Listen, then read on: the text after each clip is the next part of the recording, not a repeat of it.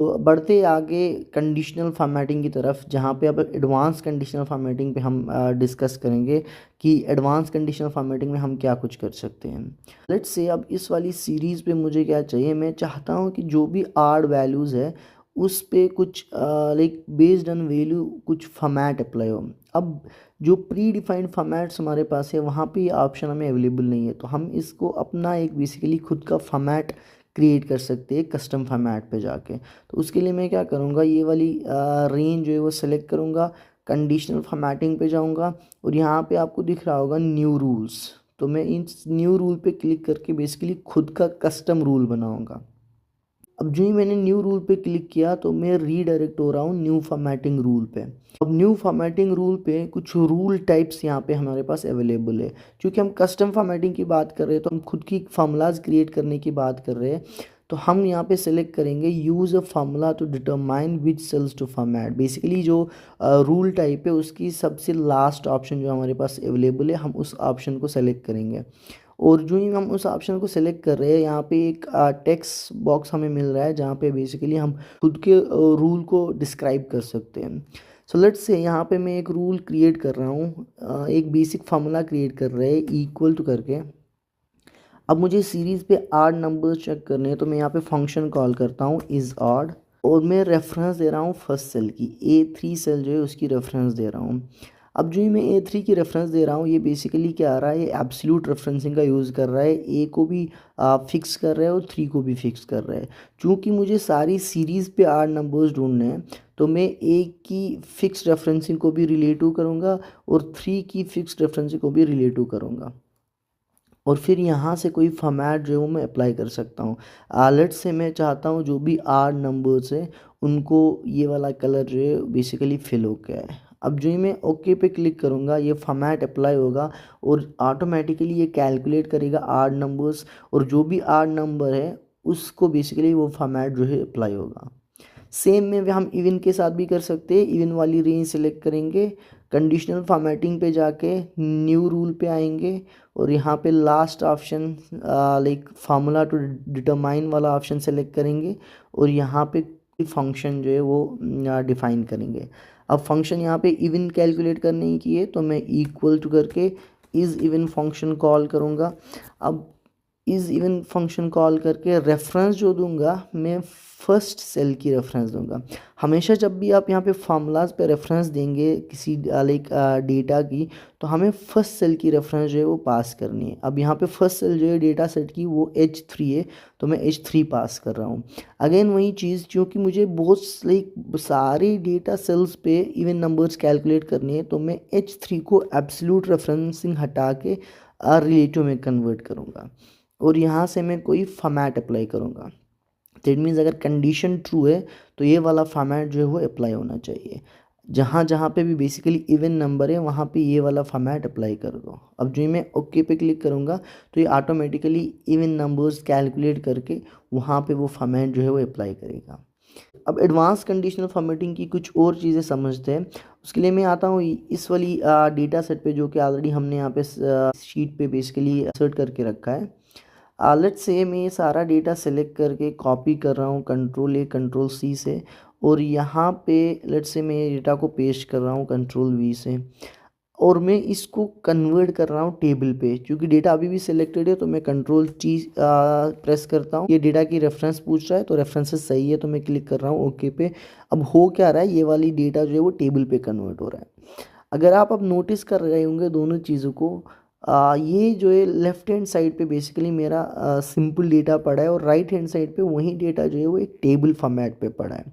अब जो ही मैंने डेटा को टेबल फॉर्मेट पे कन्वर्ट किया तो बाय डिफ़ॉल्ट टेबल की फॉर्मेटिंग जो है वो अप्लाई हो रही है। जैसे अल्टरनेट लाइक सेल्स पे कलर फिल होके आ रहा है, फर्स्ट सेल पे हमें कलर फिल होके आ रहा है, सेकंड सेल ब्लैंक है, थर्ड सेल पे फिर से कलर आ रहा है, फोर्थ सेल फिर से ब्लैंक है। तो अल्टरनेट सेल्स पे बेसिकली कलर कोड जो है वो अप्लाई हो रहा है।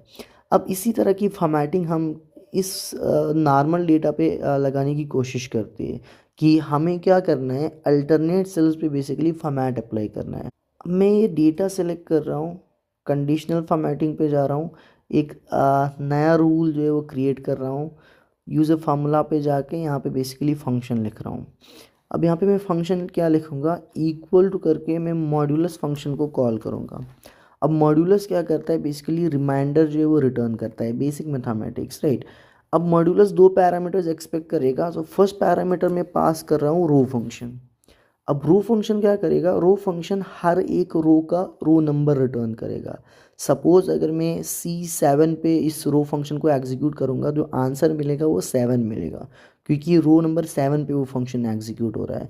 सिमिलरली अगर इस फंक्शन को लेट्स से D15 पे एग्जीक्यूट किया जाए तो रिटर्न आंसर जो है वो 15 मिलेगा, क्योंकि उसकी रो नंबर है। और सेकंड पैरामीटर जो मैं मॉड्यूलस फंक्शन पे पास करूँगा वो है 2। हर एक रो 2 से डिवाइड होगी और उसका रिमाइंडर जो है वो बेसिकली इस मॉड फंक्शन से मिलेगा। और मैं चेक कर रहा हूँ इक्वल टू 0 करके, देट मीन्स अगर मॉड्यूलस जो मुझे मिल रहा है वो 0 के बराबर है तो मैं फॉर्मेट जो है वो यहाँ पे अप्लाई करूँगा। कोई भी एक कलर यहाँ से सेलेक्ट करते हैं, लेट्स से ये ग्रीन वाला कलर सेलेक्ट करते हैं। अब 0 से मैं क्यों चेक कर रहा हूँ, बेसिकली मैं इवन जो रोज़ है उस पर फॉर्मेट अप्लाई कर रहा हूँ, 8 रोज़ को ब्लैंक रख रहा हूँ। तो हर रो का मॉड्यूलस 2 से डिवाइड करके अगर 0 मिल रहा है, वो इवन रो होगी, तो मैं वहाँ पे बेसिकली ये फॉर्मेट अप्लाई कर रहा हूँ। अब जो मैं ओके क्लिक करूँगा तो आप देख पा रहे होंगे हर एक अल्टरनेट सेल पे मुझे फॉर्मेट जो है वो अप्लाई होके मिल रहा है, जो कि टेबल का प्री डिफाइंड फॉर्मेट होता है। अब थोड़ा और एडवांस लेवल पे जाते हैं, तो उसके लिए मैं रीडायरेक्ट होता हूँ इस वाली शीट पे जहाँ पे ऑलरेडी रेंडम कुछ डेटा अवेलेबल हमने रखा है। अब पर्पस क्या है, यहाँ पे जो चीज़ सर्च की जा रही है, लाइक E2 को मैं सर्चिंग सेल बना रहा हूँ। अब E2 पे जो भी प्रोडक्ट सर्च किया जाएगा, मेरे डेटा सेट में वो प्रोडक्ट जो है वो हाईलाइट होना चाहिए, ताकि हम उस चीज़ को जल्दी से फाइंड आउट कर सकें। तो उसके लिए मैं क्या कर रहा हूँ, मैं A2 से C6 का डेटा जो है वो सिलेक्ट कर रहा हूँ। बेसिकली जो डेटा मेरा पड़ा है उस डेटा को मैं सिलेक्ट कर रहा हूँ। मैं कंडीशनल फॉर्मेटिंग पे जाके एक न्यू रूल अप्लाई कर रहा हूँ, और यहाँ पे मैं इक्वल टू करके फर्स्ट सेल की रेफरेंस दे रहा हूँ। डेटा सेट की जो फर्स्ट सेल है मेरी वो है A2, तो मैं A2 की रेफरेंस दे रहा हूँ। अब यहाँ पे मैं E2 पे चूँकि प्रोडक्ट सर्च कर रहा हूँ, तो प्रोडक्ट जो है वो सारे प्रोडक्ट्स मेरी कॉलम A पे, तो मैं कॉलम A को जो है वो फिक्स रख रहा हूँ और रो को बेसिकली रिलेटिव रख रहा हूँ। Like in a nutshell mixed referencing का मैं यूज़ कर रहा हूँ, जहाँ पे मैं कॉलम को फिक्स कर रहा हूँ और रो को जो है वो रिलेटिव रख रहा हूँ। अब अगर ये वैल्यू जो है लाइक A2 A3 A4 पे जो भी वैल्यूज़ है, अगर वो वैल्यू मेरी मैच हो रही है E2 के साथ, तो मैं जाके फॉर्मेट अप्लाई करूँगा। तो यहाँ से कोई भी फॉर्मेट एक लेते, लेट्स से ये वाला कलर सेलेक्ट करते और क्लिक करते ओके पे। अब एक बार अगर इस चीज़ को समझे हम कर क्या रहे हैं, जो भी वैल्यू मेरी E2 पे होगी, अगर वो वैल्यू मैच हो रही है मेरी A2 से A6 तक। अब यहाँ से A6 की रेफरेंस में दी नहीं है, लाइक यहाँ पे मैं वैल्यू A2 खाली लिखा है, बट चूँकि ऑलरेडी हमने सेलेक्ट डेटा किया हुआ है A2 से लेके C6 तक, सो 1 बाय 1 वो सारी रोज़ पे चेक होगा, A2 A3 A4 A5 और A6। और इनमें अगर कोई भी मैच मिल रही है E2 के साथ, तो वहाँ पे ये फॉर्मेट जो है वो अप्लाई होगा। अब जो मैं क्लिक करूँगा ओके पे, तो माउस चूँकि ऑलरेडी हमारे पास अवेलेबल है, तो माउस वाली रो जो है वो हाईलाइट होगी। सिमिलरली अगर यहाँ पे अब मैं चार्जर सेलेक्ट कर रहा हूँ, लाइक सर्च कर रहा हूँ, तो चार्जर वाली सेल हाईलाइट होगी। सेम में कोई और प्रोडक्ट अगर हम सर्च करेंगे तो वो प्रोडक्ट जो है वो हाईलाइट होके आएगा। अब लेट्स से यहाँ पे सेम चीज़ कर रहे हैं, बट अब पूरी रो जो है मुझे रो हाईलाइट नहीं करनी है, मुझे खाली वहीं प्रोडक्ट जो है, खाली प्रोडक्ट का नाम हाईलाइट होना चाहिए। तो उसके लिए मैं डेटा जो सिलेक्ट करूँगा वो खाली करूँगा प्रोडक्ट वाली सेल। लाइक प्रीवियस केस में हमने क्या किया, सारी टेबल को सेलेक्ट किया। अब यहाँ पे मुझे खाली वहीं लाइक प्रोडक्ट ही हाईलाइट करना है, बाकी क्वांटिटी और प्राइस को हाईलाइट नहीं करना है। तो मैं जो रेंज सेलेक्ट कर रहा हूँ वो खाली प्रोडक्ट्स वाली रेंज सेलेक्ट कर रहा हूँ, और फिर कंडीशनल फॉर्मेटिंग पे आके नया रूल बेसिकली अप्लाई कर रहा हूँ। अब रूल यहाँ पे भी सेम जाएगा, इक्वल्स टू फर्स्ट प्रोडक्ट की रेफरेंस, जहाँ पे मैं रिलेटिव रेफरेंसिंग का यूज़ करूँगा, कॉलम को फिक्स और रो को रिलेटिव रखूँगा। इक्वल्स टू करके E10 की रेफरेंस दूंगा, क्योंकि यहाँ पे E10 बेसिकली सर्चिंग सेल है। अगर E10 का वैल्यू जो है वो मैच हो रहा है किसी भी प्रोडक्ट के साथ, तो फॉर्मेट अप्लाई करेंगे। लेट्स से यहाँ भी वही सेम कलर हम सिलेक्ट कर रहे हैं। अब चूंकि यहाँ पे डेटा जो है वो खाली प्रोडक्ट सेलेक्ट हुआ है तो खाली वो प्रोडक्ट ही हाईलाइट होगा, पूरी रो जो है वो हाईलाइट नहीं होगी। सेम है अगर यहाँ पे हम कुछ और सर्च कर रहे हैं, लेट्स से माउस सर्च कर रहे हैं तो माउस हाईलाइट होके आएगा। सिमिलरली अगर चार्जर सेलेक्ट लाइक सर्च करेंगे तो चार्जर हाईलाइट होके आएगा। अब बढ़ते हैं थर्ड टेस्ट केस की तरफ। लेट्स से यहाँ पे पर्पस क्या है, अब अगर लाइक कोई कंट्री सर्च होगी, इंडिया, नेपाल और अमेरिका, तो वो पूरा कॉलम जो है वो हाईलाइट होके आना चाहिए। सो बेसिकली फर्स्ट केस में हमने देखा सर्चिंग कीवर्ड से सारी रो कैसे हाईलाइट करते हैं, वो बेसिकली यहाँ पे डिमॉन्स्ट्रेट हुआ।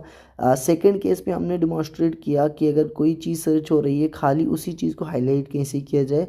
अब थर्ड डिमॉन्स्ट्रेशन आएगी कि एक वैल्यू सर्च करने पे वो पूरी कॉलम जो है वो कैसे हाईलाइट होगी। तो इसके लिए मैं क्या करूँगा, ये डेटा सारा सेलेक्ट करूँगा। अगर आपने नोटिस किया होगा पिछले दो केसेस में मैंने प्रोडक्ट क्वांटिटी और प्राइस वाली लाइक रो जो है वो सेलेक्ट नहीं की, कीबोर्ड से लेके डेटा सेलेक्ट किया, क्योंकि हम तब डेटा की बात कर रहे थे। अब यहाँ पे हम कॉलम की बात कर रहे हैं तो सारा डेटा सेलेक्ट करूँगा इंक्लूडिंग हेडर, और फिर कंडीशनल फॉर्मेटिंग पे जाके नया रूल बेसिकली क्रिएट करूँगा। बाकी सेम चीज़ें यहाँ पे इक्वल्स करके फर्स्ट सेल की रेफरेंस दूंगा A17।